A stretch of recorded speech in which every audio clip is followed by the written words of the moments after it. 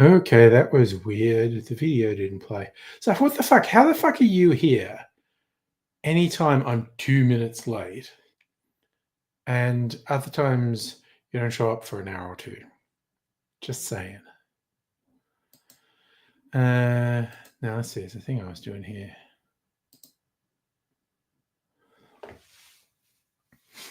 Okay, another experiment I was going to do. Media assets.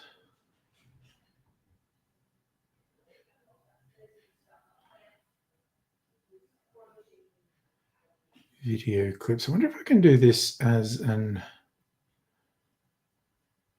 overlay. I don't think I can.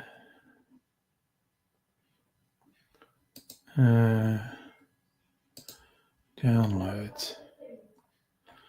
No, graphics files only. Okay.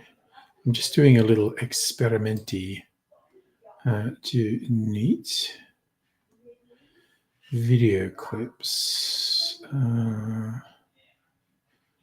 Add.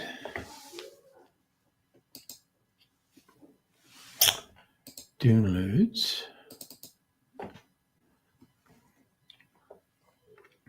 So I'm just trying to add something. And it's a green screen, but I don't think I can get it to work on here. Got chocolate from Aldi. Nice. Hey, Loogie. Oh, you watch... Wait. I thought I was only meant to be vertical on Facebook. Am I vertical on YouTube? Loogie, are you watching me on a phone or on a computer?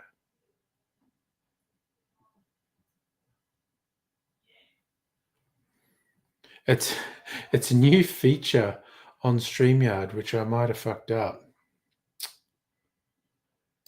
Anyway, I'm going to try this.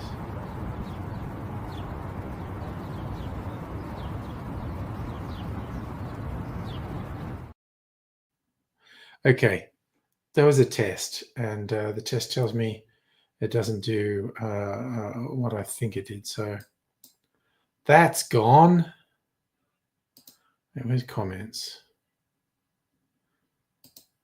I said to put them on screen before. What are we doing here? All right, I did something to make them go away. That's fine. YouTube and your vertical. That's weird. Let me double check something. Huh.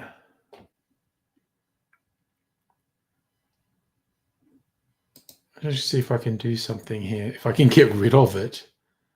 No, I can't.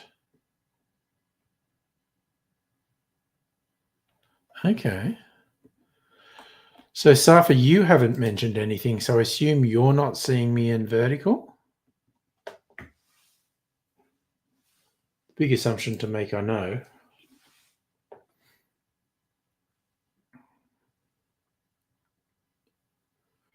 But, all right, yeah, like I said, it's a new feature on StreamYard, and I appear to have misused it. Right. Peel me a bit of orange peel while I think about that. Okay, so Loogie, that suggests it's something with your settings.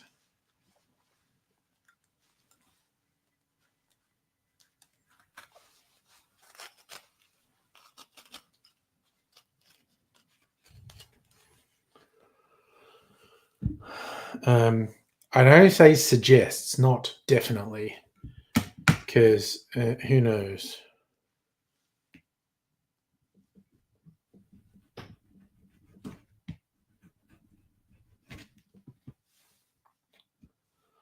So, yes, it is definitely an option on YouTube for it to be vertical or horizontal. Oh, there are two streams listed. Okay. All right. Well, okay. I'm not doing that again. That was an experiment tonight because I don't want that confusion.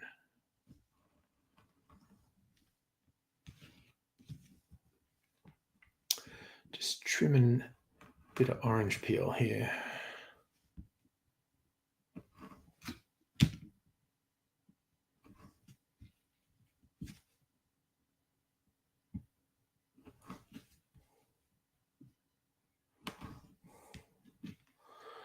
There we go. Nice piece of orange peel now. Okay. Well, that's interesting. I can't switch it off for tonight, so there may be some confusion tonight. But I've learned my lesson, and I won't do it again. Hey, Strictly Sega, how are you going? All right, I need to torch this eye cube. I'm just going to make a short video.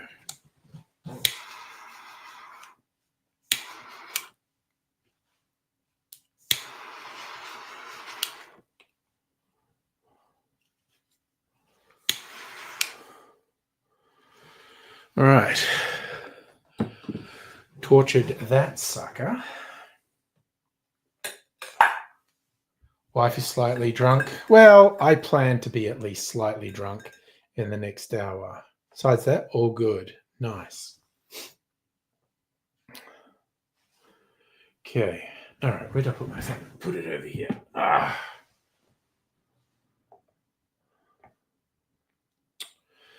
Do.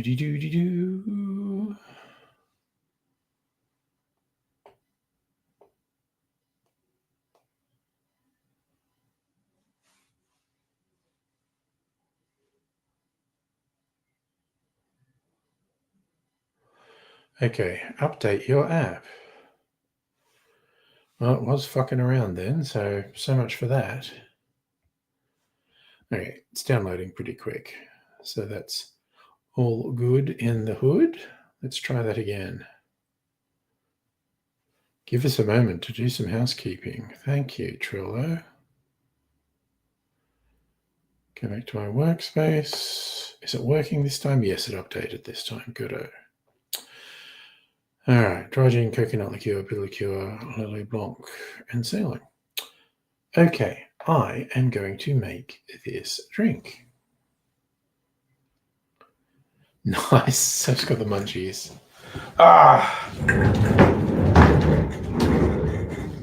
Okay. Make a coconut sans Negroni.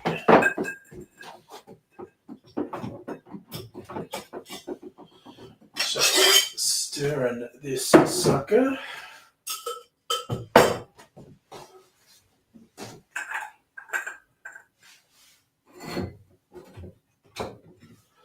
All right, let's get everything set up.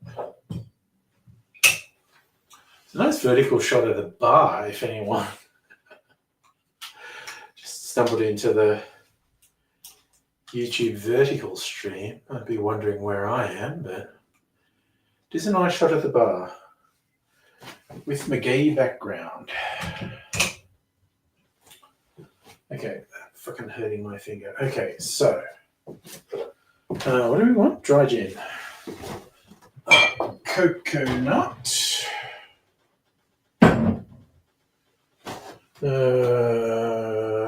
Which gin will we use? This one, I think.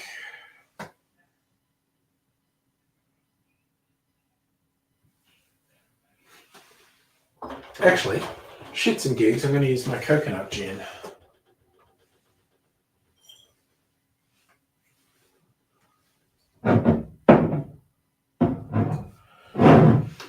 And what's the other bit? Bitter.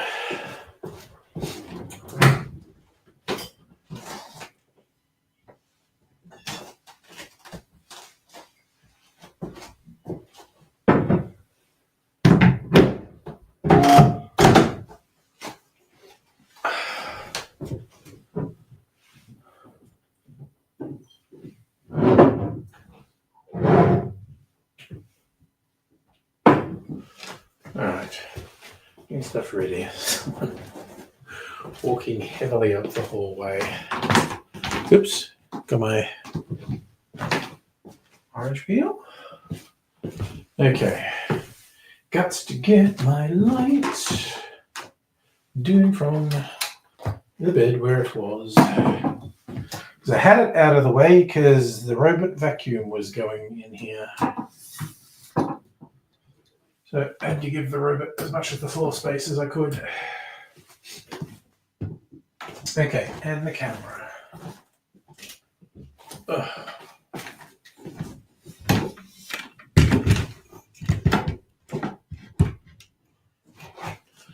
Okay. God, I think I've been flexing my finger while doing this because it's really starting to hurt. That makes sense. This is the first time I've tried to shoot a video. No, it's not. It is not the first time I shot a video since fucking up my finger. I did it on Sunday night when my finger was even more fucked up. Okay, what have I done there?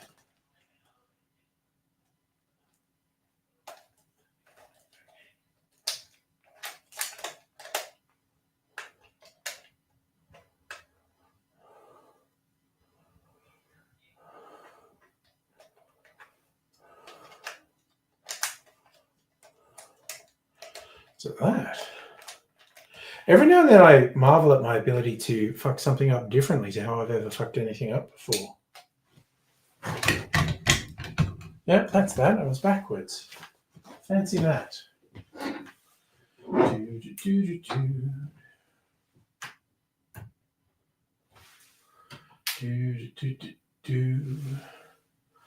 Okay, everything's ready.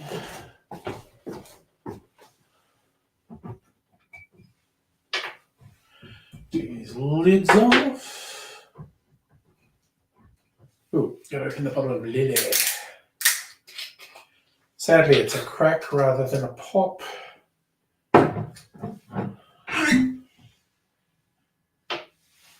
Okay. Gin.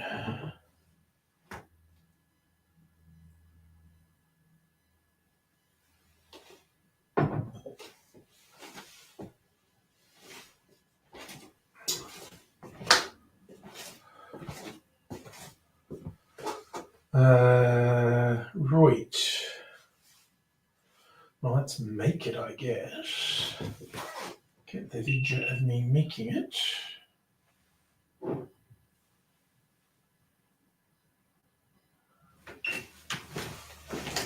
Alright. Gin. All equal parts makes it pretty easy.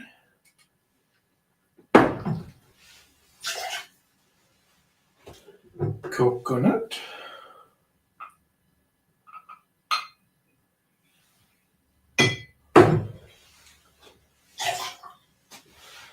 And a bit of aperitif.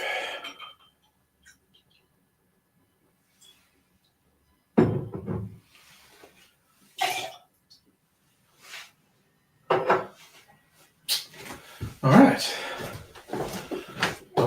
Dot. Put some ice baby in there.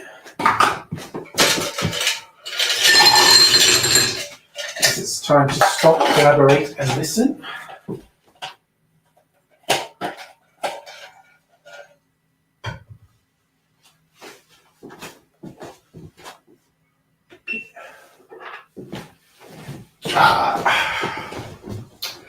Stir that sucker.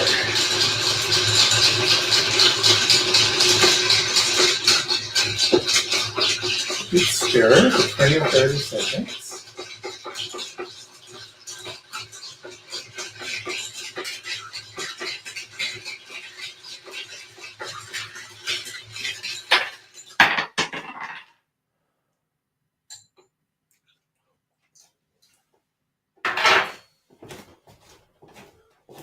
That's tasting promising.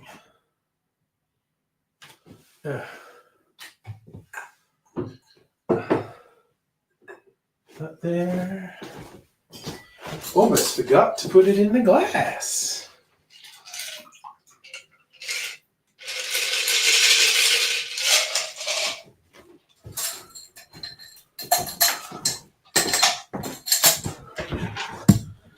And twist of orange peel, twisting the night away.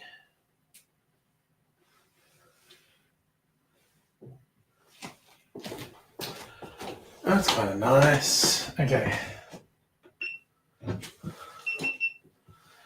Now I just got to do the talky bit. So I'll be back and chat with you, I don't know, within 5 minutes. Just got to change the setup.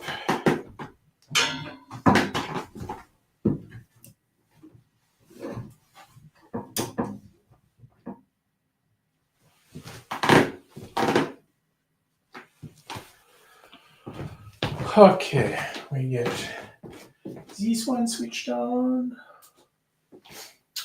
and this one switched on. Where are we? That looks about right. There we go. Is this working? Yep. Okay.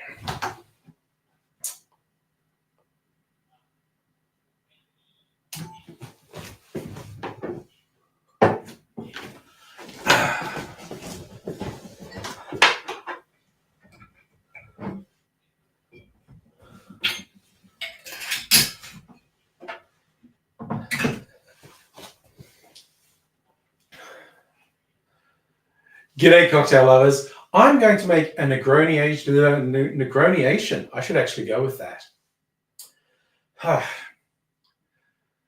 G'day, cocktail lovers. I'm going to make a Negroni variation called a Coconut Sans Negroni. Anyone who knows me knows one of my variations is going to be not to use Campari. It's just way too bitter for me, even in small doses. I just can't get used to it. But this recipe is actually a riff on a white Negroni, so it recommends a gentian liqueur like Suze or Sailor's. I don't have those, so I'm using another bittersweet aperitivo I have. This is a grapefruit-based Australian aperitivo. It's a very light orange color, so that's not going to ruin the white Negroni effect.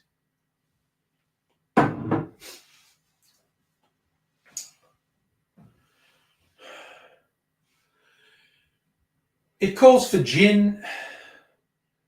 It calls for gin and a coconut liqueur. I'm using a rum-based coconut liqueur that I've made at home. Fun tip, easiest way to do that, get a can of sweetened condensed coconut milk, pour rum into it, let it sit and merge for a couple of days, then filter it out. This is the best tasting coconut rum I've ever had, honestly. And for a bit of fun, I thought I'd do a coconut gin as well. This was a limited edition done from Steve the Bartender's Threefold Distilling.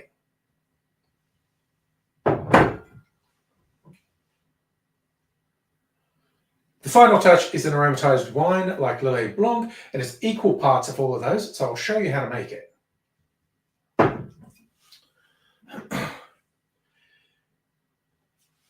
In your mixing glass, put 3/4 of an ounce or 22.5 mils of gin, then 3/4 of an ounce or 22.5 mils of Lillet Blanc, 3/4 of an ounce or 22.5 mils of your coconut liqueur, and 3/4 of an ounce or 22.5 mils of your bittersweet aperitivo. Add ice to the glass, stir that for 20 to 25 seconds to chill and dilute the drink. I'm straining that into a rocks glass over a big chunk of sexy clear ice and garnishing it with a twist of orange peel.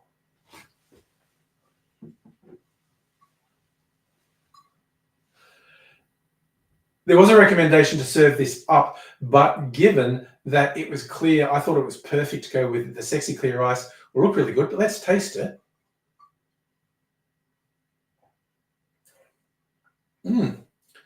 This is actually quite pleasant. Like I say, Campari is way too bitter for me. If you're a bitter fan, you can use something more bitter in it, but the equal parts, this is a pretty good balance. And as much as I usually say I don't like a Negroni, I like this one, the Coconut Sans Negroni.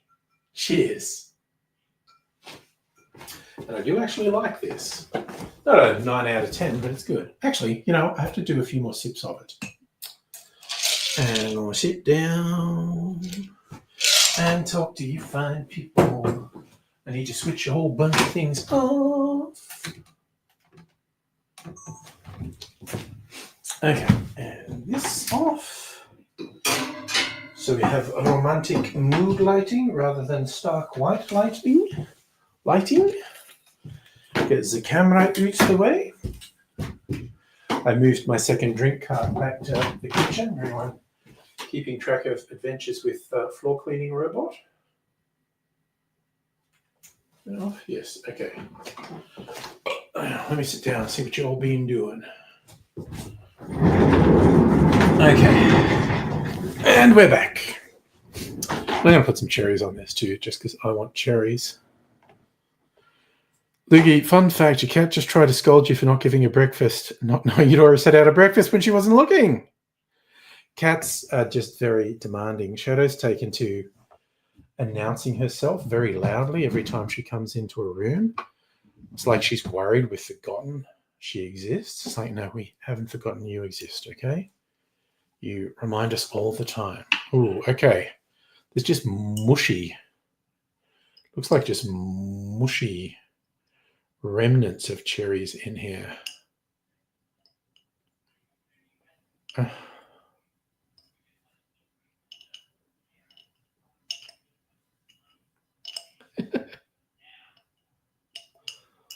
Oh my god. Wait, where's my bar spoon? I think I need a spoon to get some of these fragments. It's on the bar. Where's my bar spoon? On the bar. Okay. We are at the dregs of this cherry jar, I tell you what. Okay. What do we got here?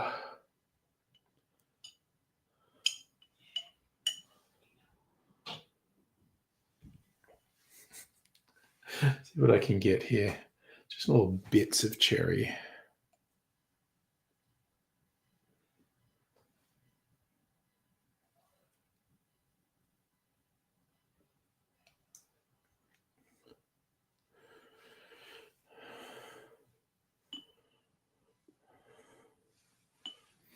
All right.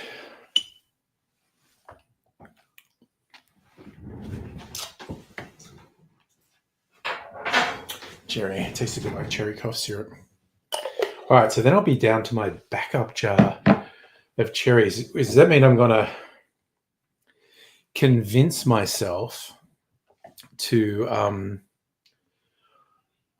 buy something from Nick's Wine Merchants because they sell the cherries cheaper than anyone else? They do regularly have good specials. No two ways about it. But I really shouldn't buy more shit. 3 for I did do that on purpose, by the way, strictly saying it. It's kind of substandard remnants of cherries, but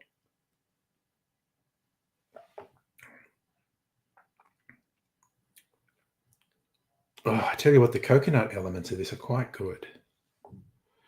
Look, when you took your cat to look at the bowl, she looked back at you like you'd performed magic.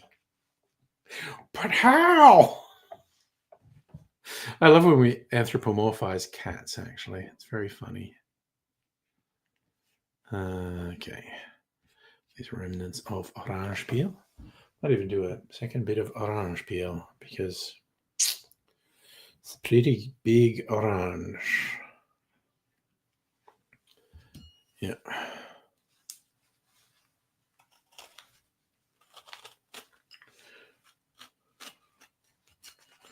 It might not be any good after a couple of days. Interesting orange peel fact that people who don't peel oranges a lot for garnishes might not know. Once you break the orange peel,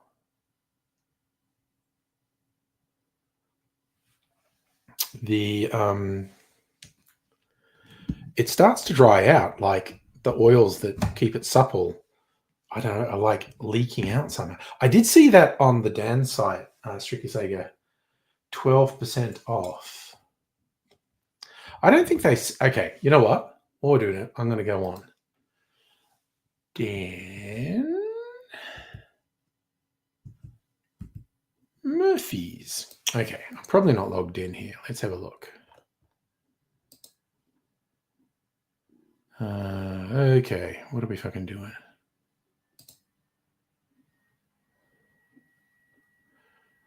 Oh, it has got my login and password here. Okay. Oh, we've got multi-factor authentication at Dan's, so people can't buy booze on my account. I like it.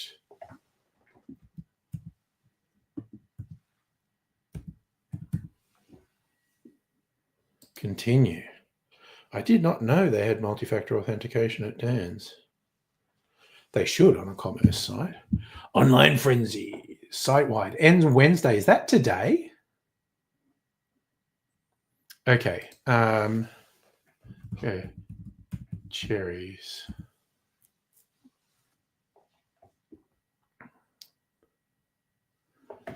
Shitty cherries. You got Luxardo Maraschino, but not. Oh, there we go.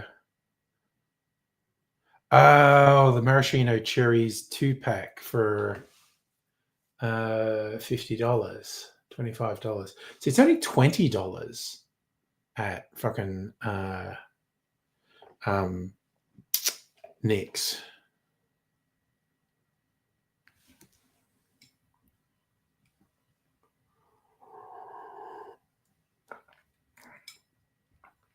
So with the still be $22 with the discount. So I don't think it's worth it. But mind you,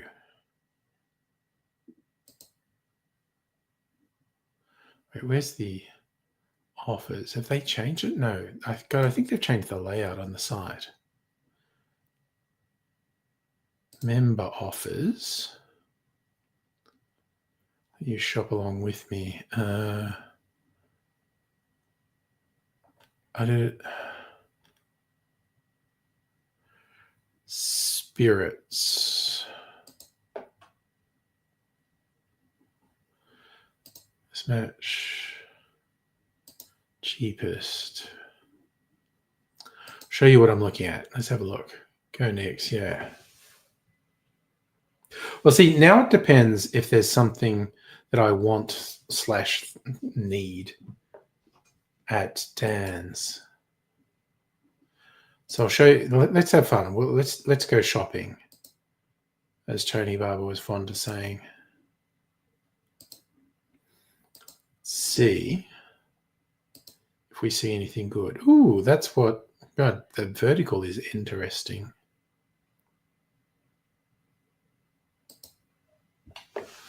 Okay, let's have a look. What's here? I'm literally going, show me the cheapest things you have. And we'll work our way up to more expensive things. Little Fat Lamb salted caramel cream liqueur for 700 mils for $15. Little Fat Lamb is the work of the devil, quite honestly. Of course, now I'm going cheap, so it's sample bottles. We've got to get past sample bottles to full-size bottles of things. Show 24 more. When do we get into actual things? That I'm on my cans. And we've got to get up to $40 or $50 before it's something I'll actually buy. Some liqueurs. Come on, let's fucking go.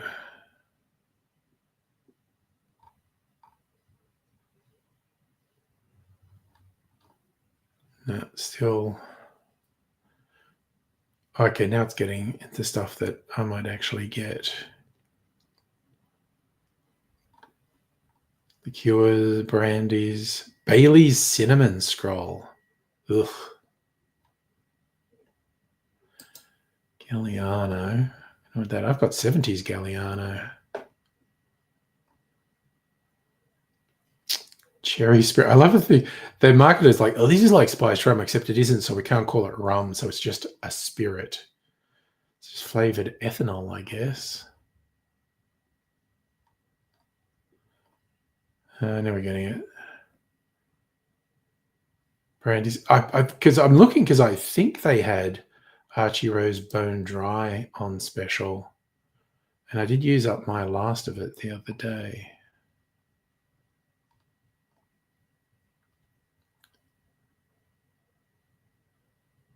Bundaberg's Select Vat Rum. Not really a fan of Bundaberg vodkas. Tanqueray. That old J pineapple spirit. Come on, let's keep going. See-through vodka. Okay. Marionette orange curacao. Actually, I know where to get Marionette liqueurs cheap, like $40. But I don't really need any of those.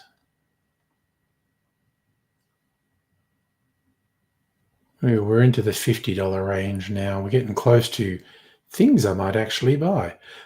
For some reason, Dan's has been selling husk rums cheap. They're a decent rum, either South Australia or Western Australia. And Dan's has been selling the whole husk range quite cheap. Like that's, what's that? $15 off? Yeah, it's $15 off. So less than $50 for a coconut rum. I mean, that's not bad. Chocolate brownie whiskey liqueur. I can make my own liqueurs. I don't need to be buying these things. We're up to the 60s. Yeah. See, there's another husk from 83 down to 69. Nice. Bundaberg bourbon barrel rum. That's interesting. I'm not really big on Bundaberg rums, and I don't really need rum, so I'm not going to get it. But aged or finished in bourbon barrels is, kind of interesting. Here we go. 4 Pillars fresh yuzu. I'm looking for Archie Rose Burn Dry, and in fact, I'm going to stop looking at these in a minute. Archie Rose Emerald Finger Lime.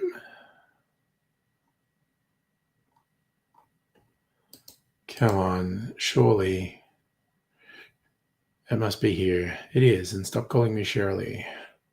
Will the Never Never mark down from 80 to 65? Never Never make good gins. They're South Australian. Another 4 Pillars. Okay, you know what? I'm going to do one more addition to the scroll through. If it doesn't show up, I'm just going to look it up. And now we're up to $100 a bottle. Again, I swear to God, Dan's filtering thing is for shit, actually. It makes no sense how they do. Ooh, 1 liter of bloody Shiraz for 95 instead of 120. I mean, that's okay. Sneeze. Okay, it stopped doing it. Okay. Archie Rose Bone Dry. Oh, wait, I spelled Archie wrong.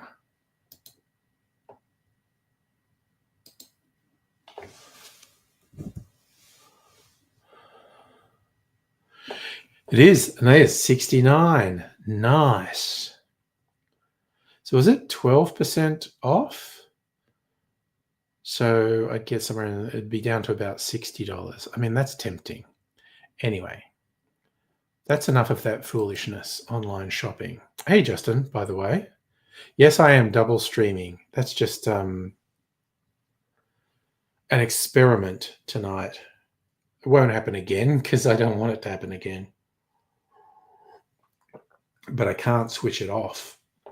Now they've started. I didn't know it would do this double stream to YouTube. I thought it was doing it to Facebook. How's the finger? Still hurts. It's achy pretty much all the time. It varies from I can almost ignore it because there's nothing through to the pain is really quite sharp and unpleasant. It's okay at the moment. But the permanent, it's not permanent, but the ongoing pain thing, I think I complained about this the other night as well. I'm not used to ongoing pain, and I do not like it. I certainly complained about this to people at work. Okay, so here's the thing. This cocktail I made tonight with the coconut flavored thing, it's quite pleasant. It's inoffensive, but there's nothing negative about it. There's nothing that I go like, oh, it'd be better for doing that. But there's also nothing leaping out as a really big positive. There's nothing in it that makes me go, oh, that's incredible. So I don't think it's going on the 9 out of 10 scores for that. I mean, maybe an 8's good. I would make it again, but it's just pleasant. Bland is probably the wrong word, but it's not far. Justin, you're sick and due to have a sleep study on Friday. How sick are you? Is it like a cold or something? Because I'm assuming you'd have to call the sleep study off. They don't want you to go in if you're sick. I don't know. Hey, Greg, how you doing?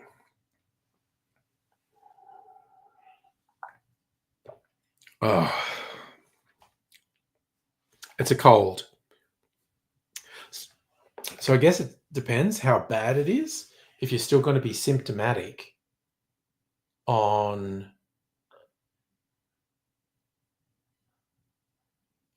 Friday, they probably don't want you there. Seriously, helping me out with the descriptions. Not bland, but plain. It's pleasant. It's slightly better than plain. It's pleasant, but it's a bit thin on character. Yeah, just if it's not too severe, a cold or whatever, rhinovirus it is, maybe you'll be fine on Friday. The old sleep studies, they're a hoot. I remember streaming from my sleep study, actually, because they had decent Wi-Fi in the hospital.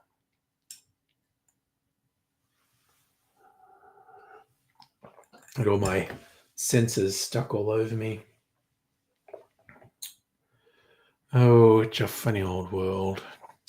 I need to check something. I think it's time to recharge these GoPro batteries. This one's under 40%. And Strictly Sega sent me these new GoPro batteries, which don't fuck me around. The old ones do fuck me around and suddenly say no charge when they've still got 50%. But sort of gives me a little alert. It's under 40%. Oh no, this one's fully charged. Neat. Okay, so that one's fully charged. All right, you got to wait there. Be a while before I have to recharge that.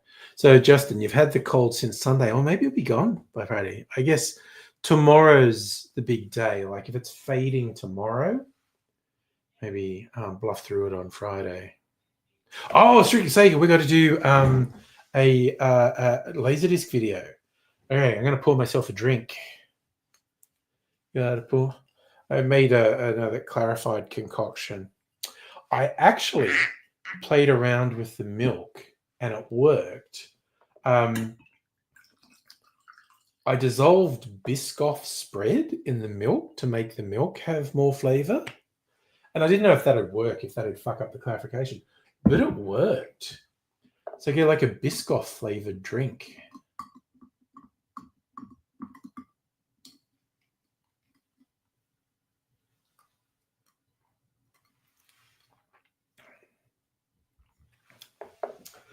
I didn't put any sugar syrup in it. I maybe should have. But it's pretty good flavor. Just you've taken honey parrot and help. Look, anything that you think helps can help. The placebo effect is real. All right, I'm going to adjust this just a teeny bit. There we go. All right, so ready to do so I need to actually give you the invite link. Where are we? And Pat, if you're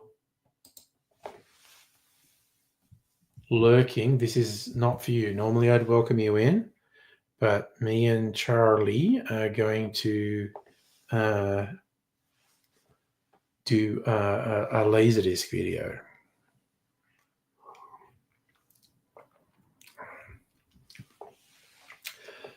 Man, that is really interesting.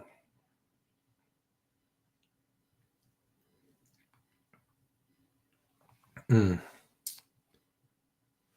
think I'll definitely make a variation of that in the future. Yeah, Safa, I was just editing my video from the other night when I get croaky, and Jesus, my voice gets croaky in some bits of it. Yeah, honey, we're double teaming it. Double teaming the Laserdisc call.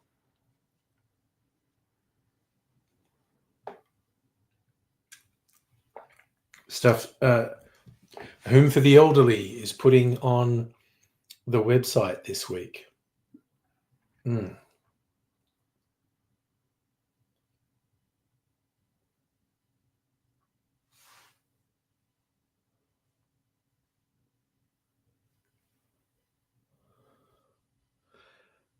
Yeah, Safa, that what was happening with my voice the other night was weird because I wasn't sick. The voice wasn't croaky during it, but my voice just went weird and croaky on Sunday night, and I don't know why. Look, you try to update Discord on Linux is an experience. Damn. Safa, Mrs. Angry put the heater on a couple of days ago because we've had a whole bunch of days in a row where the overnight low is like under 5 Celsius. So I would not have thought we'd put the heater on again this year, but it's an unseasonably cool week and the heater is in fact on. It's on thermostat, so it only comes on if the temperature drops below a certain level, but it's been dropping below that level since the weekend. I love that, Lukey. You had to argue with the colonel. Not amused. You had to tell the colonel you outranked it. You're a general. Oh, nerd humor.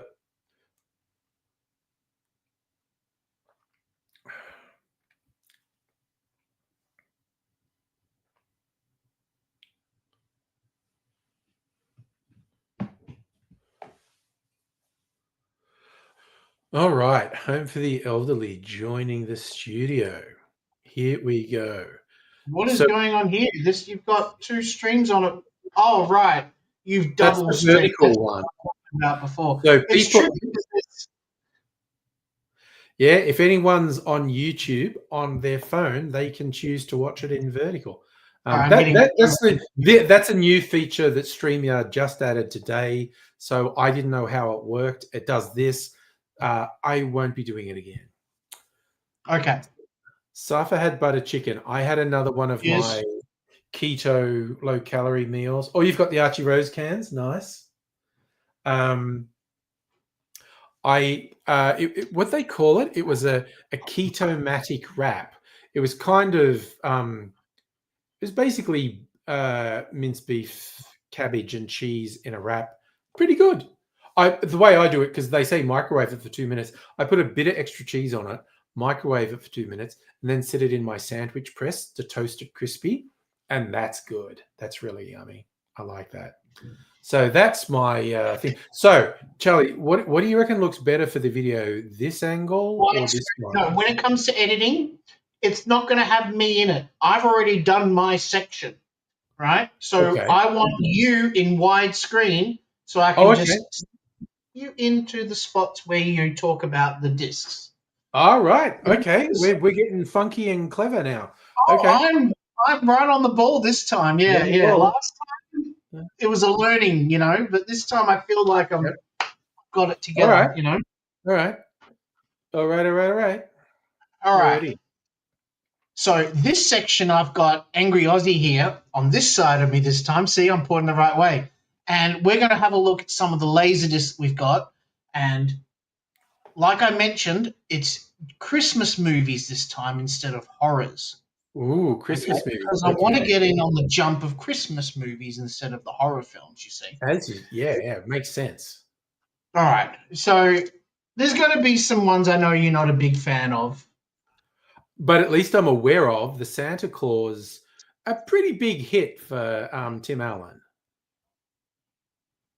It sure was. And it was influential enough that it can be referenced in other things. I've seen it referenced in other things like, oh, you're doing a Santa Claus here, as in if you killed someone, you have to take their place. So it had a bit of cultural impact, that movie. Have you seen the sequels? I have not sat through all of any of them. I think I've All seen of them. bits. Bits, yeah. It's sort of a bits movie, isn't it? It's like you don't need to see all of it to know what it's about. Yeah. Okay. So the next one I know that you've seen. Yes, Gremlins is a Christmas movie. Definitely. Absolutely. It's a fun one, isn't it?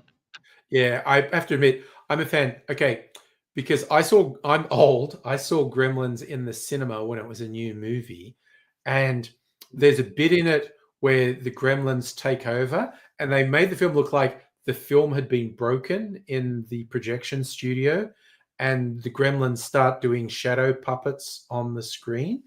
For the video release, they do. Gremlins. That's Gremlins 2, is it?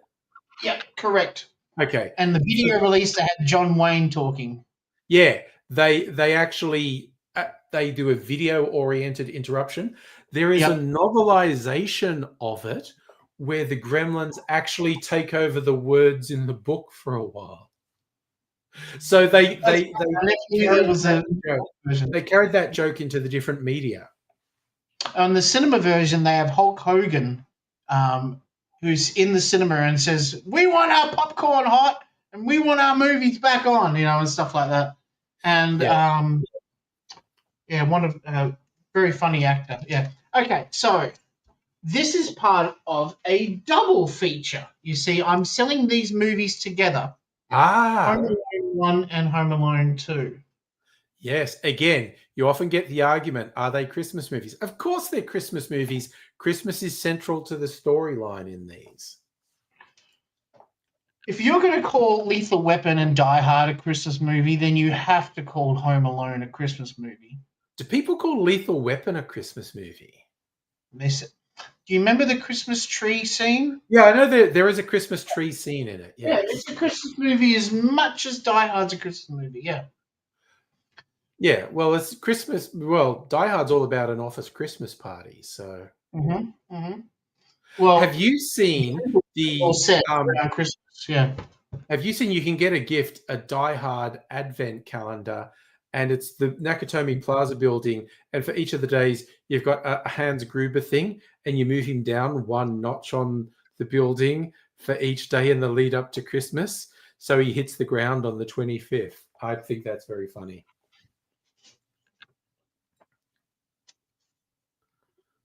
Oh, Bill Murray Scrooged. Yeah. One of I love Bill Murray. One of the 1,000 or so adaptations of Dickens's A Christmas Carol. And it is a pretty good modern day adaptation of it, quite honestly. I call it like an 80s corporate version of the film. It is. Yeah, Bill Murray is a corporate stooge in the 80s. What's your favorite Bill Murray movie? Because I keep on, every time I find a Bill Murray movie, I go, oh, this is one of my favorites. But I can't really limit it. I know besides Ghostbusters, everyone can say Ghostbusters. That's too easy. Look, honestly, he was a supporting bit part in Caddyshack, but I think his character in Caddyshack is hilarious. Yeah. It's so funny. And it was all improvised, which made it very interesting at the time. Yeah. Okay, so speaking of Nakatomi Plaza. There we go, Die Hard. Classic This Christmas is the second one, Die Harder. Oh, is that Die Harder? Okay. That was also set in Christmas. Pretty big dip in quality from the first one. But hot take. Oh, just because he's fighting a guy who's like a green beret or something, and I go, I'm Mhm. sorry, an average guy fighting someone with advanced combat training is going to get wasted. Plus, the fight on the wing of the plane was just silly. Yes. I did love the twist. Yeah, For those who haven't seen it, I'm sorry, but I'm going to say it, so block your ears. Spoiler alert, as they say. There's a betrayal where the soldiers that are working for the airport turn around and actually are working for the bad guy. yeah. And you're like, oh, that surprised me. I did not see that coming. Hmm. But I mean, it's enjoyable to watch Dennis Franz as the grumpy airport security chief. He's very good. He was most Yes. famous for his character in Hill Street Blues, but he's very good in Die Hard too. And Sipowicz, I don't know his name, but I know him as Sipowicz from NYPD Blue. Yeah, Dennis And Franz. he was, oh, was that him, was it? Okay. I know him, yeah, yeah. And Sipowicz was there his was famous another cop role. as well that was also, who goes, Merry Christmas. Does that smile at him. Anyway, yeah, no, Dennis Franz, that's it. Yeah, Sipowicz. Yeah. I love it. What's the joke from The Simpsons? You know, you can't wear shirts with short sleeves with a tie.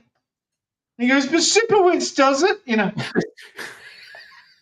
But Sipowicz can get away with it. yeah, yeah. All right. So next up, we're back to the regular title. Pardon me. That's going to be edited out. Back up. Next up, we have back to the regular titles. Have you seen this one? Virtuosity, that is an early Russell Crowe movie. Um, Denzel Washington is featured prominently there on the front, rightly so, because he's a big star. But Russell Crowe is a virtual reality serial killer in that. I genuinely enjoyed that movie. That's like a 90s movie, yeah? Yeah, and it had a lot of that cyber tech special effects that Yeah. was really big around that era. That looked a lot like Lawnmower Man, or Yeah. like Hackers. There was a whole bunch of movies that were using that style of virtual reality graphics in their films. Yeah. Yeah, as you said, a very early Russell Crowe film. He had already done pretty well in Australia, but was just trying to break America. And I think this was one of the first. This and of course, it's that movie that we you like with Danny DeVito and Guy Pearce LA and Confidential. LA Confidential. Thank you. Yeah. They give the two lead roles to Australians in a film set in LA, both of Right. whom Yeah. knocked it out of the park. Did they ever? Rusty, they're both so good in that. Okay. This is another fun one. You can see it. Can you tell what it is by the logo on the back? Amiga. I can't quite tell. There's a logo on the back that says Amiga Oh, Sector. an Omega symbol. Okay. Yeah. But no, that's not helping me. Sorry. Oh, True Lies. No, sorry. This is probably my favorite Arnie film. It's great action. It's great comedy. It's great characters. This is, yeah. I'll carve it in stone. This is my favorite Arnie movie. Nice. Yeah. Jamie Lee Curtis is also bringing in this. Yeah, and And she's for hot as once in his life, I really love Tom Arnold. Tom Arnold is good in it. Basically, everyone. Charlton Heston is playing it completely straight, and he's hilarious. Like he has no jokes, but he's hilarious. And who else was in it? Bill Paxton. Is Yeah, the cast Bill element. Paxton was as comic relief. He was very funny. Yeah.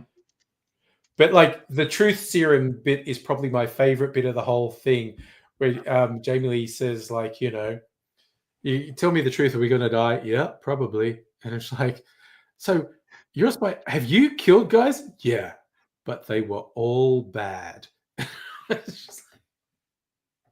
I love that's probably my favorite sequence in the whole movie.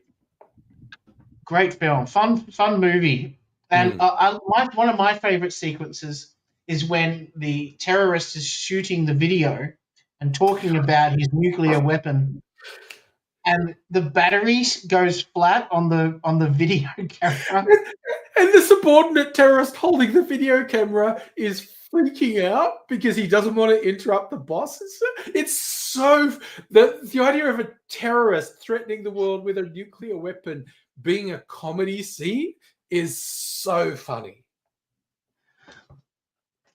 I feel like the film let itself down a bit towards the end when once they killed the bad guy, they had to rescue the daughter that was up on the thing and that crawled onto the plane and they lowered her down. Yeah. And I think if they got her to kind of,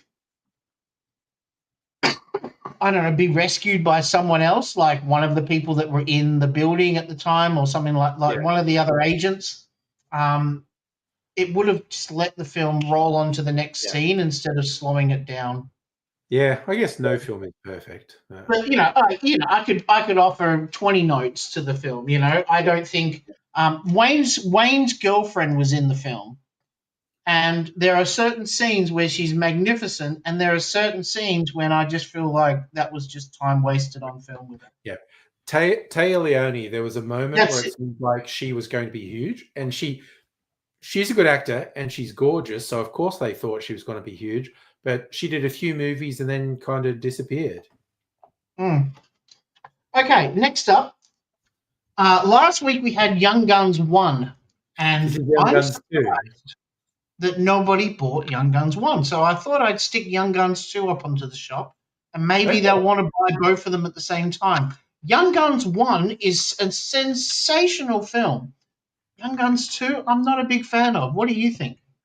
I don't think I've watched all of Young Guns 1, and I don't know that I've watched any of Young Guns 2. Okay. Doing the young heartthrob version of the Wild West didn't really grab me. Like Unforgiven is a modern Western for me. Tombstone is a modern Western for me. Young Guns didn't quite do it for me. I don't know. There's some pretty cheesy bits in that Tombstone movie when he's walking through the water and he's getting shot at by 20 people and he's like, no, no, no. Yeah. Really. Now, admittedly, most of them are using handguns that are notoriously inaccurate, but he also manages to hit people he's shooting at. That's what's unrealistic. Yeah. So Young Guns 2, I feel like it was a bit of a cash in on the first one. The first one is a solid action Western film, in my opinion. Young Guns 2 has the song.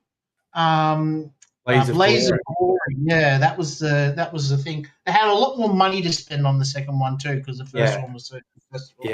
Yeah, but sequels are usually a cash grab. Not always, but usually. Right, yeah. Okay, so you've definitely seen this. Oh, in fact, watched it relatively recently. Mrs. Angry had never watched it from beginning to end, but she knew some of the scenes, and I just flicked on like TV and it was on, and she went, okay. I said, okay, we're recording it, and when we've got time, we're going to sit down and watch it together. Very, very silly movie. I think Dan Aykroyd was like the main scriptwriter, was on a veritable mountain of cocaine when he was writing. Oh yeah, no, it's very serious. Like Belushi, of course, because he died of a drug overdose, he gets all the attention.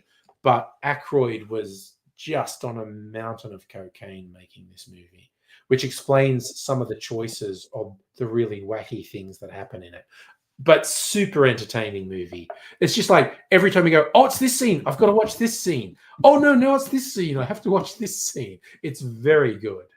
Especially the songs. That's where it highlights to me. A lot of the other stuff in between can kind of fade away, but the music will last forever in that film. Between Think and James Brown doing the religious thing, Shake Your Tail Feather. The extended version, if you can find the signature version, has a full version of not BB King, John Lee Hooker doing Boom Boom, which is the scene, the song you hear as the Blues Brothers arrive at the Soul Food Cafe. Number two, the only good thing about Blues Brothers 2000 was there's a good selection of great songs on there. There's a Ghost Riders in the Sky and the outro between all the other bands, a band battle with BB King and Eric Clapton battling each other on guitar, and there's some good stuff.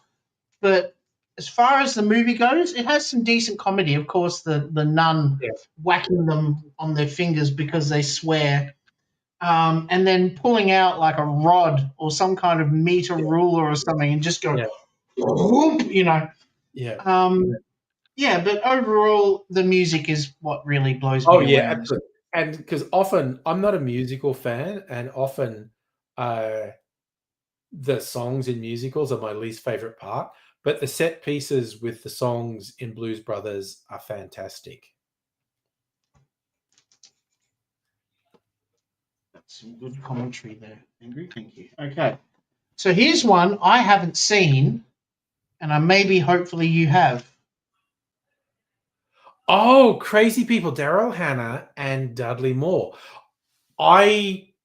Is he an advertising guy who gets put into? Yeah. Okay. The thing is, I saw it ages ago, like probably when it was first released, and there's some very funny comedy. He's an advertising guy who he's driven insane by the soullessness of advertising, and he starts writing all these campaigns where it's like ads that tell the truth, and so everyone decides he's gone insane because he tells the truth, and he gets put in a mental facility. But then the ads turn out to be really successful, so they get him back, and he works with the other people on the from the mental facility in doing ads. My personal favorite was an ad for life insurance, and there was like a mother and children looking sad, and it's like, sure, it's sad that he's dead, but wouldn't $1 million be good too? Because that's what insurance is. Like, oh, you don't want them to die, but you'll get money if they do. Excellent commentary. Okay. Next up.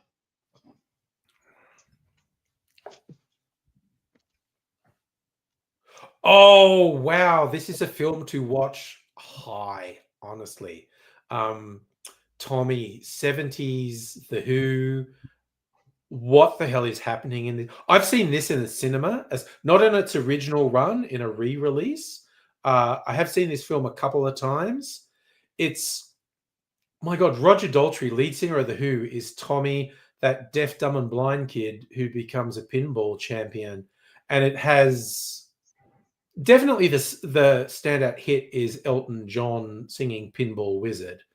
It's such a strange film with the cult that builds up around Tommy. It is, boomers, guys from the 60s and 70s who I think did too much acid, came up with the ideas.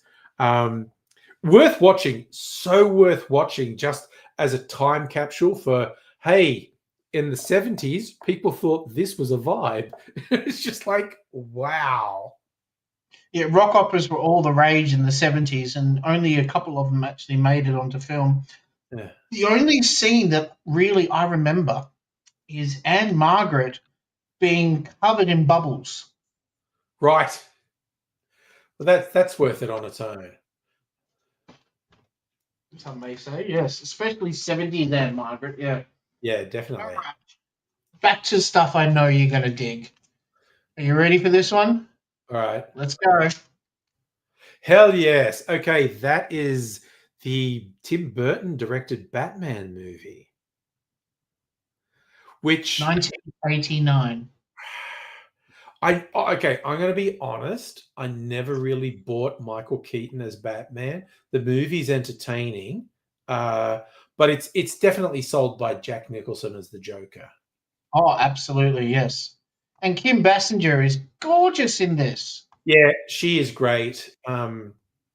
Michael Keaton's not bad, but I just never bought him. Like, okay, from those old cheesy Batman movies, controversial take, I think George Clooney was the best Batman in those movies. Oh, I think the movies he was in was kind of crap, but I think he was I think he was the best Bruce Wayne, and I think he. Well, okay, so we're talking Michael Keaton, Val Kilmer, and George Clooney.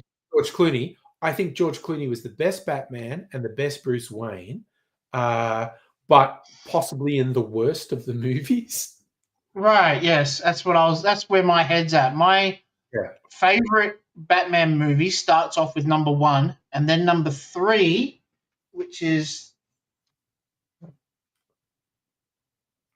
Forever. Batman Forever. I really love this film. A lot of people poo-poo it, but I think it's I don't mind it. That's Val Kilmer, yeah? gorgeous. That's Val Kilmer's Batman movie. Yes, Val Kilmer, Tommy Lee Jones, Jim Carrey, Nicole Kidman, and Chris O'Donnell. Uma Thurman, was she in this too? Was she? I thought that was number 4 with. Well, she was Poison Ivy, so I don't remember which one she was in. Let's look that up real quick. Because one mistake they made with that era of Batman movies was putting too many characters in them. Because it detracted the focus, I think, when there were too many characters. Yeah, Batman and Robin is, and that had George Clooney, Uma Thurman, Arnold Schwarzenegger, Chris O'Donnell, Alicia Silverstone, Elle Macpherson. I see where you're going with this. Too many characters. Yeah. Yeah. See, number 4 was I personally I'm not a fan of it myself because of I think Arnie just takes it way too comic bookish, whereas the comedy side of it, on Batman Forever is Jim Carrey, and Jim Carrey puts this slice of like just crazed, mad, mentalness into this comedy character as well at the same time. Yeah. And it's splitting the difference, the problem with Batman Forever personally between me and you is Tommy Lee Jones. I love Tommy Lee Jones, but he didn't understand the project, the Two-Face character should have been done by who was the guy in the first film? He plays Lando from Star Wars. Billy D. Williams. Billy D. Williams should have been Two-Face. He was Two-Face in the film. He was the mayor at the start before they made him. Before he gets goes through the stuff. It just made sense, and I feel like they were trying to chase after names. Yeah. But the Nolan films, they did Two-Face right in the Nolan films. Harvey Dent. Yes, correct. Yeah. Harvey Dent. That's the character's name I was thinking. Yeah. So Heine's a big fan of the next one. All right. And hopefully you are too. Oh, yes. Terminator 2, Judgment Day. Definitely. This is a rare example of a sequel that massively elevates the original. Because the original Terminator was comparatively low budget and was a surprise hit. So they really poured it into Terminator 2 and it paid off. Terminator 2 is fantastic. But Terminator 1 showed that you could do amazing style over substance if the film is in the hands of an incredible director, like, having a brain fart right now. 2's James Cameron, isn't it? James Cameron, thank you, yeah. Did Cameron do 1? Or Yeah, Cameron did both, yeah. Okay, yeah. Both 1 and 2. James Cameron got his start as a set painter in Hollywood. You can and in special effects, yeah. Yeah, he was a set painter, he did special effects, and he got into directing. And by jings, didn't he do well as a director? Mm-hmm. Especially when you look at the lineup, that it's an all-star lineup from Terminator 1. Then you've got Aliens 2, Terminator 2. I'm sure I might have missed something along this path. Yeah. And then you got Titanic. Then you have Avatar. Avatar, of course. But he's drops and bombs. He's really, really good director.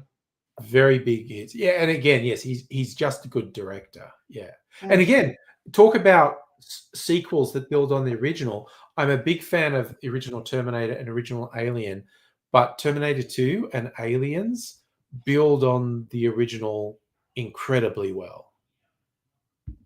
I agree.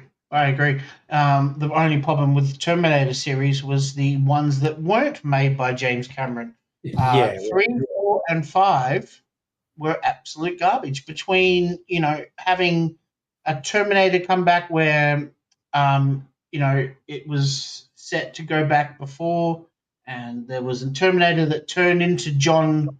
yeah. John Connor was a Terminator in one It's of them. just a mess. It was just an absolute mess. Oh, they would just kept trying to come up with twists, basically, and And what they really should have done is taken the plot of Terminator 6, which is what's it called? Not Genesis, Salvation, I think it's called.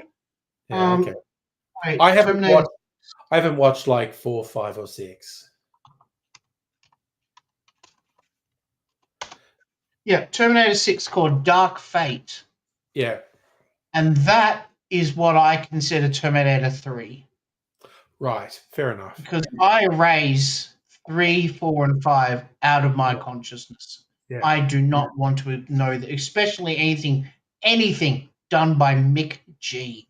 He is one of my most hated directors. I can't stand that guy. Okay, Fair next up is a kids' film. I don't know if you're going to even know this one, actually. Something Forest? Once Upon a Forest. No, that looks like either a very cheap Disney project or a Disney knockoff. You ever heard of Don Bluth? I think this is a Don Yes, Bluth film. Don Bluth. Sorry, Don Bluth. He may have some fans, but I regard him as a Disney knockoff. Yeah. See, he was because he used to work at Disney, Yeah. and then left Disney to. I don't know if this is even a Don Bluth film. I'll be honest with you. David Krishna, Yeah. Jerry Mills, that's why I said Charles. it's either a cheap Disney, because Disney did do some very cheap direct-to-video releases, Right. or one of the studios who was knocking off Disney style, because there's a lot of that. But Yeah, Don Bluth wanted to do films that were more darker than what Disney was willing to go for after the Black Cauldron came out, because the Black Cauldron lost so much money that they went, no more dark films. We're going to keep it all light and fluffy from now on. And then they brought out Little Mermaid, and that made so much money for them. Yeah. They just followed that trajectory of mixed comedy, mix some music, mix a lighthearted story, and bang, you've got a Disney movie. Whereas Don Bluth went on and did films like Anastasia. Have you ever seen Anastasia? I haven't seen it, but I know it. That was a dark film, and it was so good. That's built on the legend of the Russian royal family being executed by the Bolsheviks, and the urban legend that one of the children, Anastasia, survived, which is a very dark start for a movie. Yeah. Other films he also did that was quite dark was Land Before Time, where the mother dies. Oh, yeah, that's like there's a certain generation of people that's their childhood traumatic memory. Oh, yeah. Yeah, it was the two for me. It was Land Before Time and Never Ending Story, the horse. Yeah, the horse dying in the swamp of sadness. Suicide. Yeah, in the swamp of sadness. Yeah. Other films that Don Bluth is known for, and I know this has got nothing to do with the video I'm going to be making, but I'm talking to you just generally. American Tail. I was wondering if he was Fievel, American Tail. Yeah. And he also did The Secret of Nymph. Oh, yeah, which is about rats? Yeah, it's about a little chipmunk or something like that gets like cancer. Yeah. Yeah, Secret of Nymph. And he finds magic to save it. Have you ever seen Titan AE? Yes, I have. That was Don Bluth. Okay. All Dogs Go to Heaven. Oh, yeah, I think that was pretty successful. Yeah, and also, of course, the video game. He did video games as well. Dragon's Lair. That's right. That was a video disc-based. Yeah. Yeah, so Video. that was Don Bluth. And nothing to do with the video. I'm not going to be using any of this footage. I'm just chatting. Sorry. Yeah, we're just Okay. chatting. That's cool. This is the last disc on the selection today. And I know you've seen this. 100% because we have talked about this movie many times. Aha! Independence Day. That is a high watermark in lightweight blockbuster movie entertainment. I pretty much love everything about Independence Day, and I don't care about how silly and cheesy. I love the callbacks to War of the Worlds because he defeats the alien with a computer virus. In War of the Worlds, they die because they catch a cold. You're right. That was a great War of the Worlds reference. I mean, pity they didn't have any antivirus software running on their computers. That Of would have. course. And the question is, what kind of serial port connected a laptop to the computer's internet as well? Yeah. Yeah. It's one where you don't want to think about it too much and pick No, holes because the holes are a mile wide. no. Just Like roll with it, and it's such an entertaining movie. the aliens were using USB-C and we hadn't invented it yet. So, Yeah. It's such a fun movie. It's funny, it's action packed. It looked really cool. There was real tension. A great And cast between Bill Pullman, Will Smith. There was the dude who plays Data yes, from from Star Trek, he was the crazy scientist who'd been in Area 51 with the alien artifacts for decades. Yeah. Yeah. Independence Day cast. Who else was in it? Will Smith, Bill Pullman, Jeff Goldblum. I forgot I mentioned Jeff Goldblum. Yeah, he's very good. Judd Hirsch. Remember Judge Hirsch? Randy Quaid was in it. Oh my god. He's the crazy guy in the I'm trailer. no fan of Randy Quaid, but that was funny. He's funny in it. Yes. Harvey Fierstein was his. Harvey Fierstein talks like yeah. this. It's like he smokes too much and he's always raspy.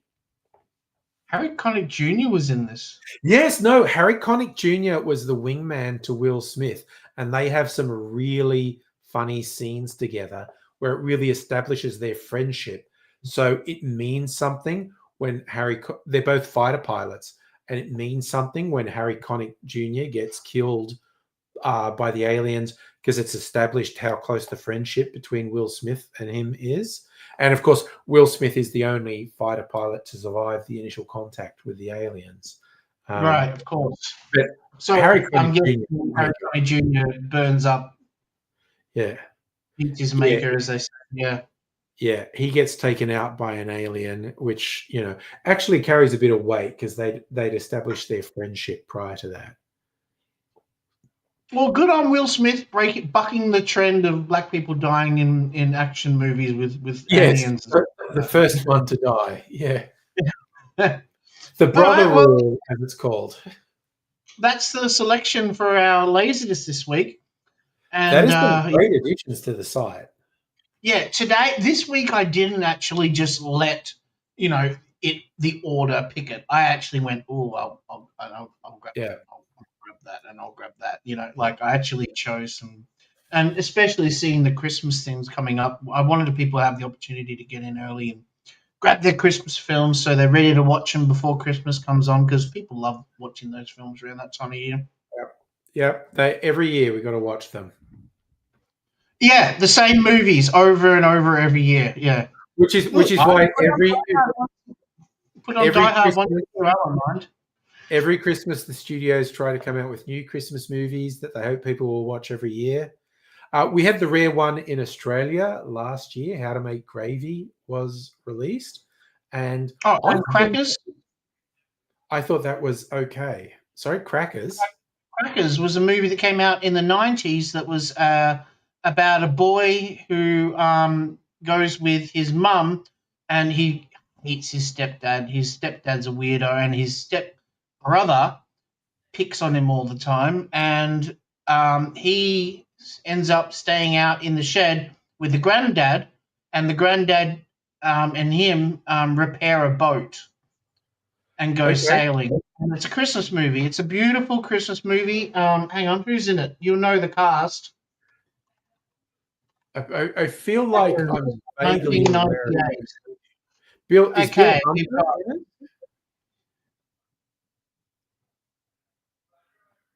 a lot of these actors, you've got to see them to know who they are, you know. Okay, so Warren Mitchell. Oh, Warren Mitchell. Yeah. Okay. Yep. Terry Gill. Yeah. Peter Rosethorn. Maggie King. Susan Lyons. Valerie Bader. Yeah.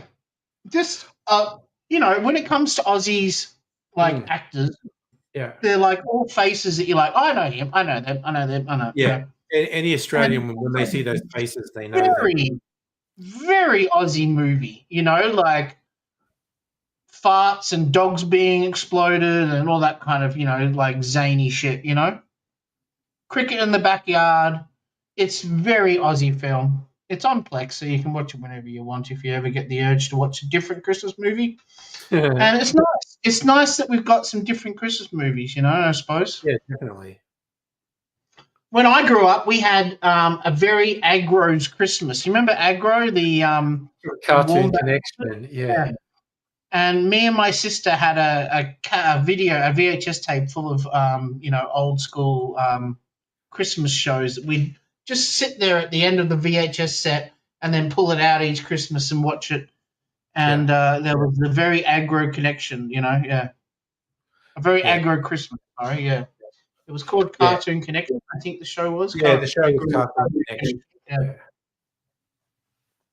Yeah, so thank you for having me on again, and thank you for helping with the video. This is going to be you've got some great commentary moments in there, and I'll be you can check it out. The video will be up tomorrow afternoon, about midday my time, so let's say 2 p.m. your time, on the Home for the Elderly Facebook page is where I put them each week. Nice. And I feel like this is going to be one of my better videos. Yeah, so good stuff. Thank you. No, but I'll let you enjoy the rest. If you want, hang out. I don't know. Yeah, if you, I didn't want to be rude. It's your show. Yeah, no, hang on. Okay, Pat kept trying to join while we were doing that. I don't know if he's still there. Patty, Pat, come back in now. If you join now, I'll add you now, Pat. But we were recording that for Home for the Elderly. Yeah, I see him now on the chat. No, and he's telling me they're doing a video for Strictly Sega. Now, on the control panel, I saw it pop up a couple of times. He was in the studio, and I was like, yeah, you may well be in the studio, Pat, but we're doing something. So I'm going to add you. But if you're still there, buddy, I'm happy to add you now. But, okay. Now I also feel like pulling out, like, what have I watched in the last week? I did watch the Guillermo del Toro Frankenstein movie that's on. Yeah, you mentioned that. Yeah, it looks really good. Yeah. Yeah, I did quite like it. Like Oscar Isaac being dashing as ever. The creature is played by the unnaturally tall Australian guy, Jacob Elordi. It's kind of like if they want someone to be a tall, weird, unnatural creature in a movie, they get either Jacob Elordi or Bill Skarsgård because they're both about 6'6". It's like, God, that Good Fortune movie is pulling big numbers on my Plex at the moment. Oh, I don't know that one. What's that? And I added Roofman today. That's the new one I added today. Oh, yes. I saw a trailer for that. That looks interesting. Good Fortune is Seth Rogen and Keanu Reeves and Aziz Ansari. Oh, yes. Yes. No, that looks interesting. I want to watch that. Pat's all rugged up in the shed, looking warm, buddy. Also, look, I don't know if anyone noticed when I was off doing things. Look, I got new Jarmy pants. We saw them before when you're making your monkey pants. I got monkey pants. Yeah, they make you look skinnier. Well, they're okay, I got these, and there's a top that goes with it as well, but that's just a plain grey top from Aldi, if I go to an Aldi, I've got to go down the middle aisles where all the weird, crazy shit is. You never know what's going to be an Aldi. And they had, because it was the end of winter, they'd really marked down these winter jammies. And I thought, I'm going to get those. And it was like, it was marked XXL. These are not XXL. They're fine. No, they fit me. do that. Yeah. And also, the model on the packet, he was not an XXL model. Okay, he was a hunk. Yeah. But I was surprised how that they're not huge, because I thought XXL, that's huge, and they're not huge, but they're fine for me. But I don't have anything. What do you got? An Udi there, Pat? You look very comfortable, very warm. Oh, I think he's frozen. I thought he was just being relaxed, but I think the video. Yeah. I thought he was just relaxed, but it's like, no, he's frozen. He's got bad. He's zen. Yeah. He's got bad bandwidth in the shed. Pat is zen. Yeah. All right. So, yeah. Oh, there you go. Suddenly, movement's happening again. Sorry, what are you saying, Pat? Yeah, you do your arm. I fell over. On Saturday. You're bad. When it was really rainy, I was helping my son move, and I slipped on the wet footpath, and I didn't just fall. I fucking dived, face planted into the ground. Like, I'm not joking. I don't think I've ever fallen like this in my life. I just smashed into the ground. Like, there's a little mark here, and I banged. And there's a mark under his eye, and he scratched his glasses too, Pat. Yeah, I scratched. Like, I'm wearing different glasses now because the other ones scratched quite badly, and I ignored it for a couple of days, but it got too annoying. You see my dad's. My dad's gonna that. Let's get a bit bigger. You know why? Oh, wow. What did your dad do? My dad broke that. He broke it? Yeah. Yep. Well, Yep. I right there. It's in there. Yeah. It's there. I dislocated my little finger, and it's strapped to the other finger to keep it straight, and I got to keep it like this for a few weeks. Then I've got to go see a doctor in a few weeks and see if it's mended straight. Apparently,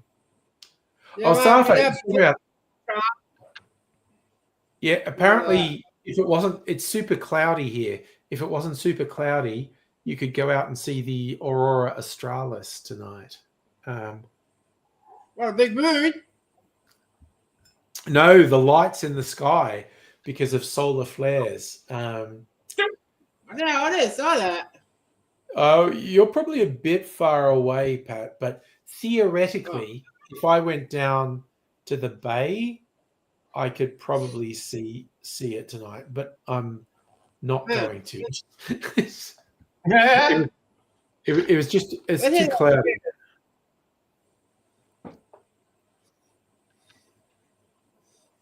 I mostly did documentaries this week. Yeah? One of them was about Hollywood cliches, things that have been overdone in Hollywood films. I saw that on your Plex. I haven't watched it. Though. Yeah. One of my hated cliches is whenever the bad guy gets killed at the end, it's always this clean, perfect shot right between the eyes and the forehead, instant death, no suffering, just gone, you know. Yeah. But this movie, this documentary was very. You remember back in the early 2000s, they would have, these talking head kind of shows where they would talk about a topic, and then 5 people would come on and say the exact same thing. Yes. In different words, yeah. So it was basically like that. I wouldn't bother wasting your time watching it. Oh, okay. And the cliches were extremely cliche because they were all very obviously, talking about meet cutes And you know, you can never meet in a movie natural things. You've got to be doing something strange, and it's like, obviously, you know, you got to make it interesting. It's a movie, you know. Yeah, it's a movie. If it's a romance movie, there goes the kitty. I was yes, you'll Off see to the find- kitty running around. What's that, Pat? Oh, Badlands. That's the new Predator film. Oh, yeah. There's Yeah, actually I saw 2 films came out this week. I want to Monday. see Badlands and Running Man. Yeah, Running Man especially. Yes. You're seeing that Badlands on next week, Pat? I don't know. I don't see. I don't know. It looks This worth it. one, I this think one, I would probably pick Running Man over Badlands to see. I like Predator movies, but I'm happy watching Predator at home. yeah, that one's 10 out of 10. The best. 10 out of 10. Okay. Wow. Okay. Yes. So we've seen it. And it's 10 out of 10. Okay. Well, there you go. I have to Yes. because I'm always watching movie and TV trailers on YouTube, so it recommends a lot Yes. of trailers to me. And as a month or so ago, Running Man popped up, and I thought, "Oh, who the fuck is doing a remake of Running Man? What a bad idea!" And it's got that guy who's like, you know, the overly Yeah. handsome Hollywood guy who's in it at the moment. And I played the trailer, and it's an Edgar Wright film, so that got my attention to start with. And then I watched it and go, "Oh, it's a totally different movie. They're actually sticking more to the Stephen King story, and it's still called The Running Man, but it's totally different to the Schwarzenegger film." And from what I've seen of the director, what I've seen in the movie, the director has gone over the top, trying to use more interesting camera angles because of the drone surveillance. Instead of it being tied, you know, in the first movie, there were cameras that were tied onto the walls. Yes. You know, but this one, it's, you know, Following when them. it happens, when it's more likely for him to get attacked and killed, then there more drone cameras show up, which is obvious what would happen in the real thing. Yeah. And you know, so it just there's the scene where he slides into the elevator in the trailer just was Yes. Yeah. Like I literally, when I saw there was a remake of Running Man, my initial impact was, this is a terrible idea. This is shit.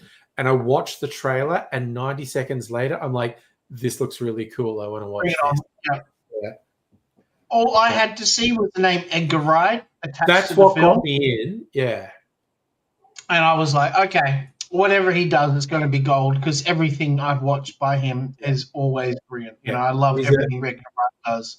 Very, very good filmmaker. Yes. So I'm is one of the best 4K DVDs I've ever seen. What's that say? American Nightmare. Yeah. Sorry, I thought Run walls. I thought you were going to flash us for a second there, Pat, but you were just showing us your t-shirt. No. Is that this? No, dude, you're the one who started lifting up. I thought it was like, check. I thought you were going to show the ball. Yeah. Pat, is American Nightmare a movie, or is that a wrestling shirt?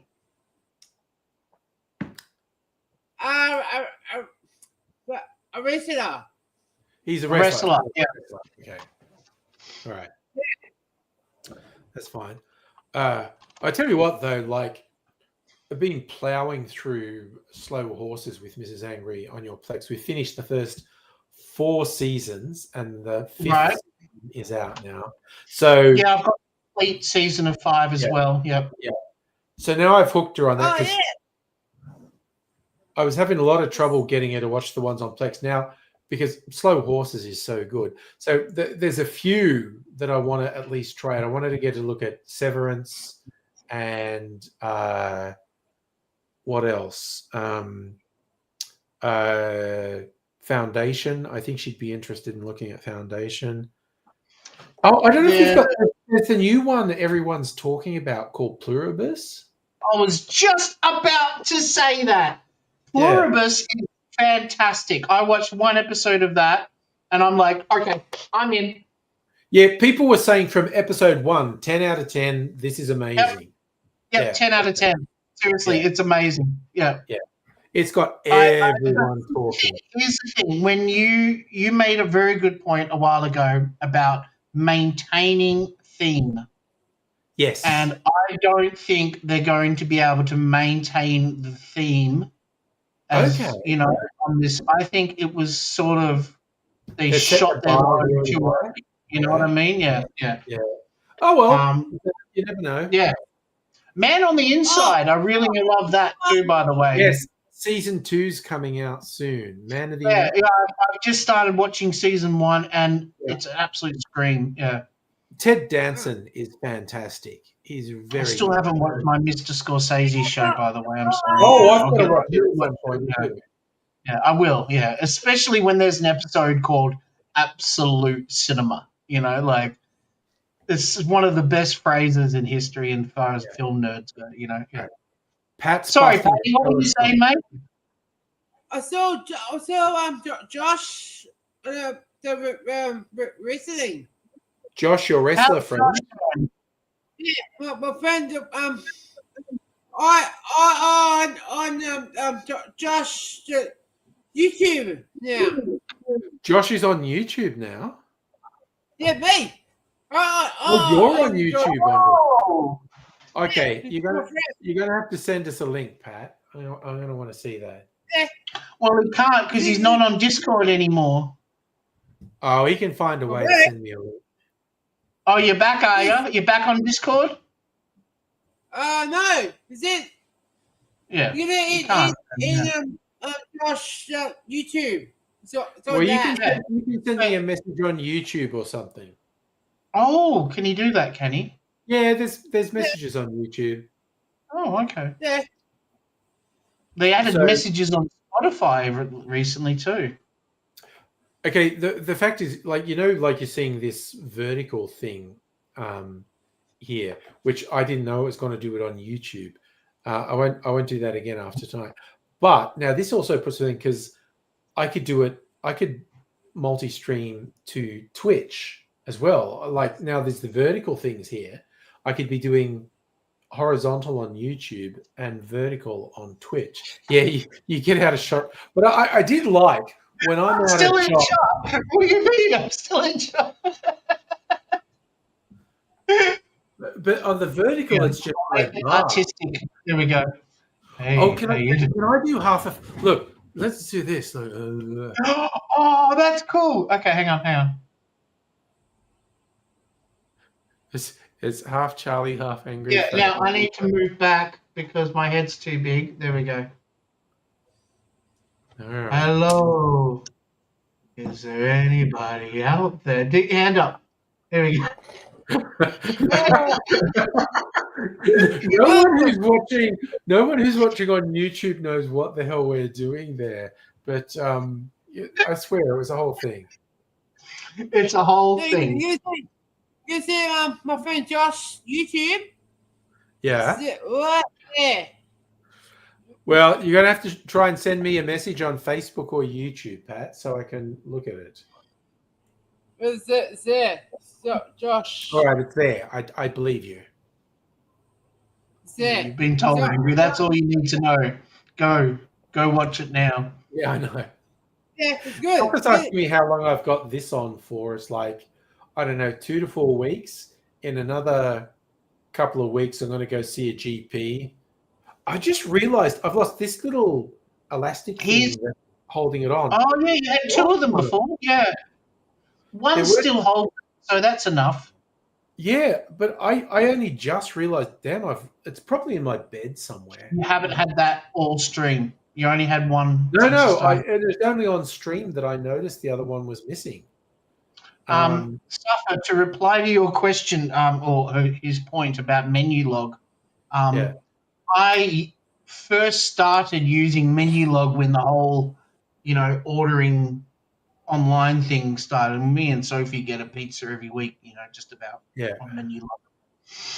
And when they do the wrong thing or forget something, menu log just screw you about like crazy. As the old phrase from Lethal Weapon 2 goes, they fuck you in the drive-through, you know.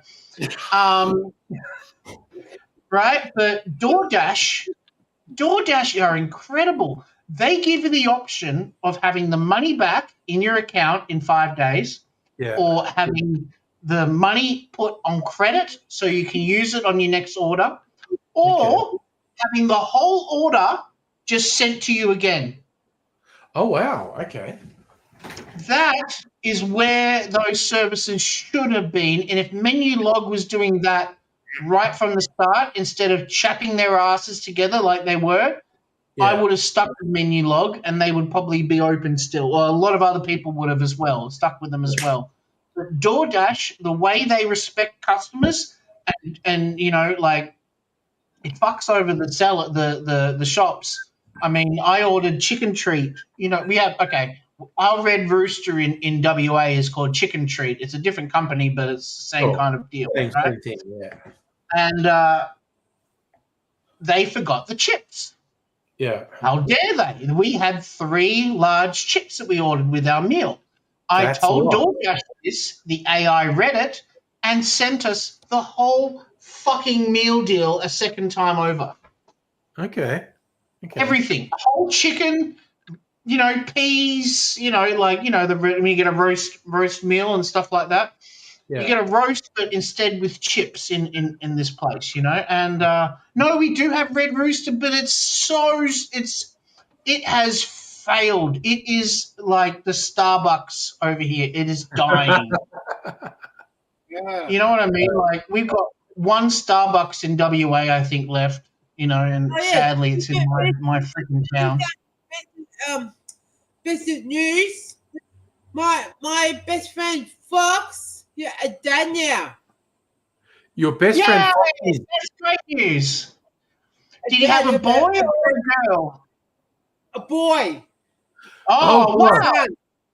Son. Your best friend Fox is a dad. I was really worried that Home Fidelity was so excited because I thought you said your best friend Fox was dead, and Home Fidelity's like, "Oh wow, awesome!" And I was like, okay, that's harsh. I'm very good at understanding that. He's a dad. That is cool. That's really cool. Yeah, no, I've got a knack for understanding, Pat. Yeah, well, that's all good. Josh said to me, I see Josh. You see, Fox. Yeah. Yeah. I see Josh. Fox is there? Yeah. Josh said, no, Josh. No, they're gonna a dad now. Dad. Hang on, here we go. I'm surprised. I'm surprised. I love your surprise face, Pat. You really just go. Yeah. You're in. It's like, I'm surprised. I love your surprise face. It's very expressive. I think you have better chance of understanding Pat when you're in person with him, like chatting to him face to face rather than online. Yeah. Well, again, Pat, you're always asking if we're going to have a meetup. Look, we've been talking about maybe doing it because Juzzy was talking about moving to Melbourne, and we might. Oh, that's cool. Yeah, if he's going to be around, and if you can come up with Rob or someone, and Safa might come up. Safa wants to join too. Yep. That's on. That's my worker. And I reckon Dr. Abigail will be on it too. I reckon. Yeah. You never know. Greg might be able to come. Heine might be able to come, but this is just possible at the moment. This is not a definite thing, and it's not like a big meetup like the old ones used to be. No, it's just hang out. Yeah, just hang out, have some lunch, that sort of thing. Yeah, that's cool. And you can bring your friend. What's his friend's name that came last time with you? As Rob, but he's also talking about maybe his Gerald will come. Me, Rob, no friend no more. They're friends. Oh, right. That's right. Made up. Yeah. I think, but anyway, we maybe have something happening. This might be after Christmas, so January, February. If I was down, I'd be like, "Come on, let's go fucking bar hopping," like We've got to try out all these cocktail places as many as I can. I don't know. Hey, again, Charlie, if you and Soph ever come over, we'll definitely do a cocktail bar hop. But Yeah. Especially that one that has all those nice cheeses. When I heard about that, I was drooling all over the keyboard. Yeah. You know, like yeah, that sounds great. Yeah, gin I don't want. the gin palace that Abigail and I called the cheese palace because we had such a good cheese platter there. But yeah. Absolutely, yeah. Oh, we're even talking about because young Ms. Angry and Mrs. Angry Slade's birthday is only about a week, like less than 2 weeks apart. We're saying like, oh, maybe we'll just have a catch-up dinner. And because the last time we all caught up with a thing, we went to Black Kite Commune in the city. That's the place that has all the Australian food. Like you can get kangaroo and crocodile and emu and wallaby. You get all these different, Australian fauna in the food. And honestly, the food's really good. The cocktails are good too. So we're talking about maybe going back there because we all liked that last time we were there. But don't you have a scoring book that you have a rating of? And I don't know if Mrs. Angry, because it's not really a date night place. Like the city places, we don't really regard as date night places. But I think. Here's the other funny thing. Like, I've been putting Google reviews on the places we go to date night. And we had the last weekend away and I put on, like, Google is so needy. They're like, dude, you did this many reviews. If you do some more, we call you an expert reviewer. Don't you? Yeah, right. Yeah. It's like, dude, you're just asking me to do free work for you. But we'll call you a more important person if you do, and feed your ego. Yeah. Yeah. But I like just putting a positive review for places I like. And I don't think I did do one for Black Kite Commune. So if we go back, I'll probably do it. And I was also looking for an excuse. This month, Death & Co. Australia opens here in Melbourne. I definitely got a book in there because they do bookings, and that they actually took over a venue we used to go to. It was called Trinket, and they took over that venue. It has a downstairs bit. It's like in one of the laneways in Melbourne, and I don't know if Death & Co. are going to do it, but Trinket used to do a thing like you're in the top floor, and there's what looks like a wardrobe. And if you're in the know when you've booked for downstairs, you open the wardrobe door and you sort of push through some curtains, and then there's some stairs going down to the downstairs bar. Oh, it's like a speakeasy kind of. Yeah. I don't know if Death & Co. are going to maintain that, but they definitely, because I've looked, you can book, there's the upstairs and downstairs for them. So I'm going to have to check that out. It does seem like a waste of like room unless, it's being filled, Yeah. So I'm definitely going to have to check that out. Is this in the city, in Melbourne? Yeah, this is in the city. So that's expensive rent, yeah. Yeah. And also the other new one I have to check out, the Caretaker's Cottage, which keeps getting ranked as the top Australian cocktail bar, and it is very good. But they opened a second bar that they call Three Horses, and those are basically right next door to where I work in the city. So I was messaging Kirsten at one point. She's going, "Oh, the second bar from Caretaker's Cottage is open," and I'm like, "I'm there. You want to name a day? Right? Yeah, I'll go in and we'll check it out." Waste no time, especially being close to work. You can also zip in for a drink on the way home or something if you want. And also, that's the only time you get inside at Caretaker's Cottage if you go there. Really, like they open at 4:00 in the afternoon. If you get there before 5, you can get a seat inside. But oh my God, another place I want to check out is that whiskey bar that has all those hundreds of different types of whiskeys. Yeah, the one where Dr. and Abigail and where Greg and Tiny. You made a video, yeah. That's like across the road from where Dr. Abigail lives, like not literally across the road, but more or less.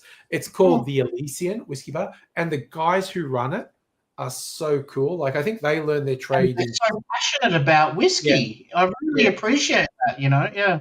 Yeah, they like learned their trade in Singapore, I think, working in bars in Singapore.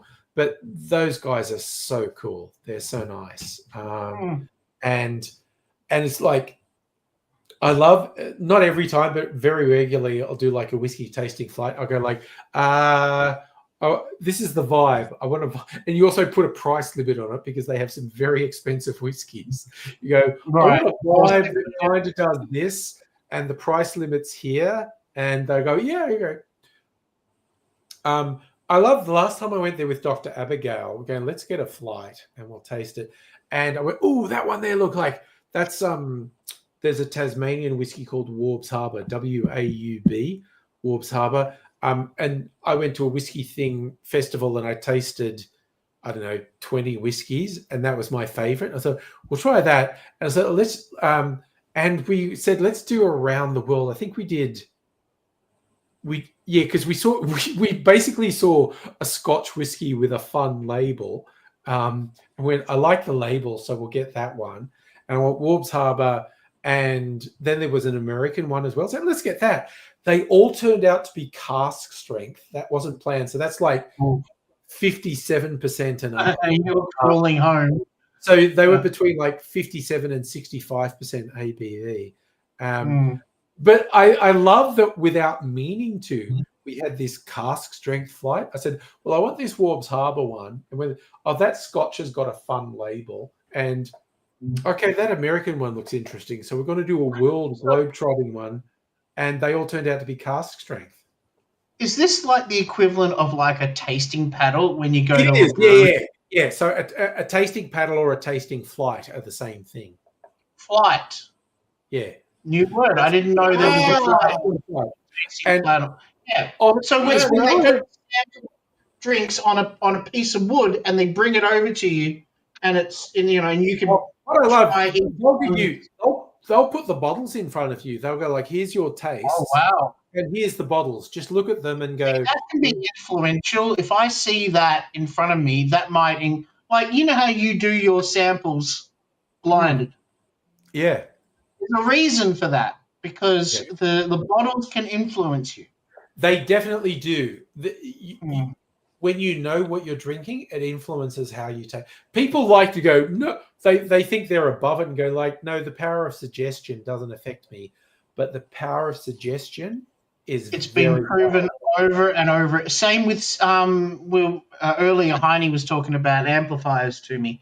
And it's the same goes with that. A brand name for a stereo can really influence your respect of the sound quality and stuff like that. Yeah.